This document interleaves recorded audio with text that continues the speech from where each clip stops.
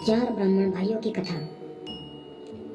जब राजा विक्रमादित्य ने एक बार फिर बेताल को पकड़ा तो उसने हर बार की तरह एक नई कहानी शुरू कर दी। बेताल ने कहानी सुनाते हुए राजा विक्रमादित्य से कहा, कुसुमपुर नाम के एक नगर में एक ब्राह्मण परिवार रहा करता था। ब्राह्मण के परिवार में 4 बेटे और उसकी पत्नी थी। ब्राह्मण अपने परिवार के साथ सुखी सुखी जीवन बिता रहा था। एक दिन अचानक ब्राह्मण बीमार हो गया और उसकी हालत दिन ब दिन खराब होती चली गई। सेहत में सुधार न होने के कारण एक दिन ब्राह्मण की मौत हो गई। ब्राह्मण की मौत के दुख में उसकी पत्नी भी सती हो गई। ब्राह्मण और उसकी पत्नी की मौत के बाद उनके रिश्तेदारों ने चारों लड़कों को अकेला देख उनका सारा धन छीन लिया। पूरी तरह से कंगाल होने पर चारों भाई अपने नाना के यहाँ रहने चले गए। कुछ दिन तक तो सब ठीक चला।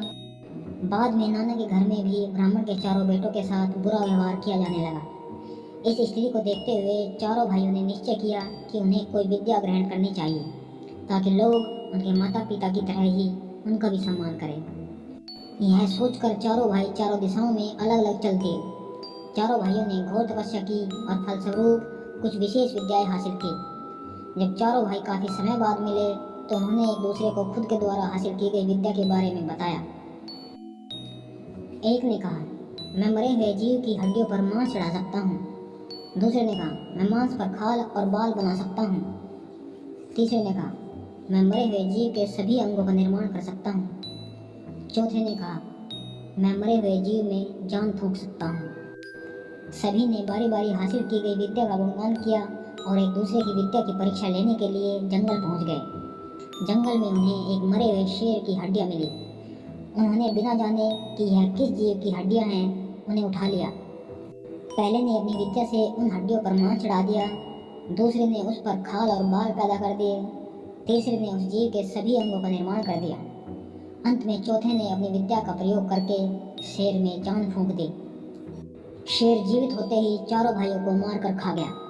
इतना कहते हुए बेताल बोला, बता विक्रम, इन 4 पढ़े लिखे मूर्खों में सबसे बड़ा मूर्ख कौन था? विक्रम ने जवाब देते हुए कहा, उन चारों में सबसे बड़ा मूर्ख चौथा भाई था जिसने शेर में जान फूंकी। वजह यह है कि अन्य ने तो बिना जाने ही शेर के शरीर का निर्माण किया था। उन्हें पता ही नहीं था कि वह किस जीव का निर्माण कर रहे हैं। वहीं चौथे भाई को अच्छी तरह से पता चल चुका था कि यह शेर का ही शरीर है। इसके बावजूद उसने शेर के शरीर में जान डाल दी। यही उसकी सबसे बड़ी मूर्खता का प्रमाण है। विक्रम का जवाब सुनकर बेताल बोला, विक्रम, तूने बिल्कुल ठीक जवाब दिया, लेकिन तूने मेरी शर्त तोड़ दी।